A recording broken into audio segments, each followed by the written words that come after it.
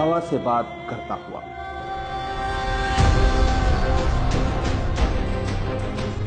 रेत के सीने को चीरता हुआ, बिजली की रफ्तार से कुछ हिंदुस्तानी सपूतों का एक छोटा सा कारवां तारीख के पन्नों में अपनी जगह बनाने, आंखों में एक अजीम मकसद लिए अरब की जमीन करबला की तरफ रवां।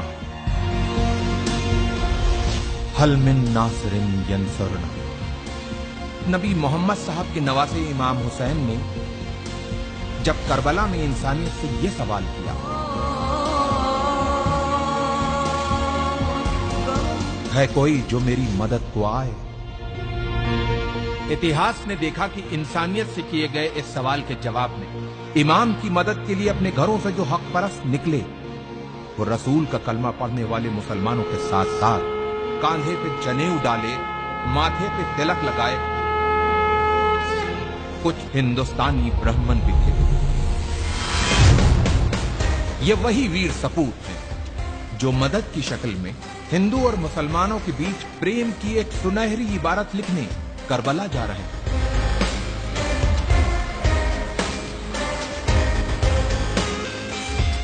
जालिम बादशाह यजीद अपनी हुकूमत के नशे में चूर होके इंसानियत का चेहरा बिगाड़ देना चाहता था,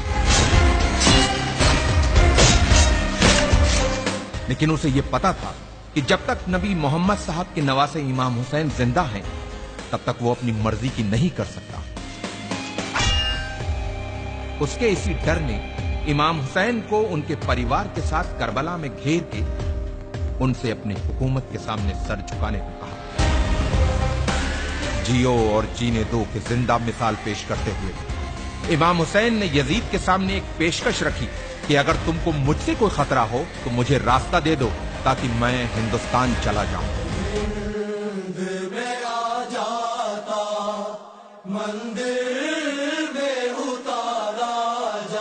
इमाम को दरियाए फरात के किनारे घेर लिया गया, उनके बच्चों और औरतों पर पानी बंद कर दिया गया। यह सब जुल्म यजीद के खत मिलने के बाद इब्ने जियाद ने इमाम हुसैन पे किए। इमाम की तरफ से भी खत लिखे गए। कहते हैं कि लोग मुसीबत में अपनों को याद करते हैं या फिर मुसीबत में जो साथ दे वही अपना होता है। इमाम हुसैन ने अपने बचपन के दोस्त हबीब को खत लिखकर मदद को बुलाया और दूसरा खत करबला से दूर, बहुत दूर भारत के एक हिंदू राजा के नाम लिखा गया। इमाम हुसैन के बेटे अली इब्ने हुसैन ने अपने भाई भारत के राजा समुद्रगुप्त के नाम लिखा था। यह खत सुनने में अटपटा लगने वाले इस रिश्ते का इतिहास गवाह है।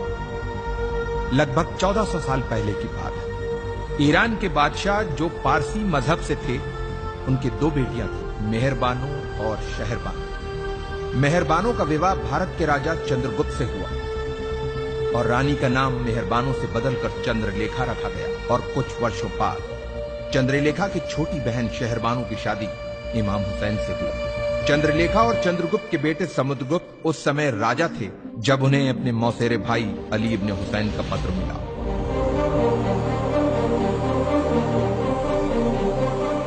राजा समुद्रगुप्त ने जल्द ही वीर सैनिकों की एक टुकड़ी तैयार करके उसे करबला की तरफ रवाना किया। इन वीर सैनिकों के सरदार का नाम रेहबदत था, जो एक मोहियाल ब्राह्मण थे। अफसोस, जब रेहबदत अपनी सेना के साथ करबला पहुंचे तो इमाम हुसैन को शहीद किया जा चुका था। ये जान इन ब्राह्मणों का दिल टूट गया और जोश में अपनी तलवारों को अपने गलों पर रख लिया कि जिसकी जान बचाने आए थे, जब वही नहीं बचा तो अब हम जी के क्या करेंगे। लेकिन इमाम के एक चाहने वाले अरब के वीर योद्धा जनाब मुख्तार के मना करने पे इन वीर सैनिकों ने अपनी तलवारों को अपने गलों से हटाया और मुख्तार के साथ मिलकर खून इमाम हुसैन का बदला लेने के मकसद से दुश्मनों से एक यादगार युद्ध किया और उन्हें हिंदुस्तानी तलवार के जौहर दिखाए। इन वीर सैनिकों ने करबला में जहां पड़ाव डाला था, उस जगह को हिंदिया कहते हैं, जो जगह आज भी उसी नाम से मौजूद है। इन ब्राह्मणों में से कुछ करबला में वीर गति को प्राप्त हुए, कुछ वहीं बस गए और कुछ अपने देश भारत चले आए। इतिहास इन वीर ब्राह्मणों को हुसैनी ब्राह्मण के नाम से जानता हूं।